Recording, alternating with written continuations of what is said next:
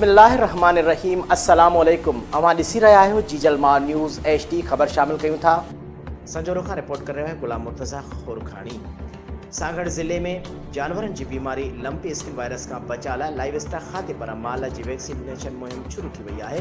Deputy director livestock doctor एसर दास चयो आहे त जानवरनि खे लंपी स्किन वायरस जहिड़े मूसी मर्ज़ खां बचाइण जे लाइ वैक्सीनेशन मुहिम शुरू कई वई आहे। शहरियुनि खे घुर्जे त वधि खां वधि टीमुनि सां ताउन कनि ऐं जिते टीमूं न पहुचनि त लाइव स्टॉक खाते खे आगाही ॾियनि त जीअं वैक्सीनेशन जे अमल खे वधीक तेज़ ऐं बहितर करे सघिजे। इन्हनि ॻाल्हियुनि जो इज़हार डिप्टी डायरेक्टर डॉक्टर ईसर दास मीडिया सां ॻाल्हाईंदे कयो।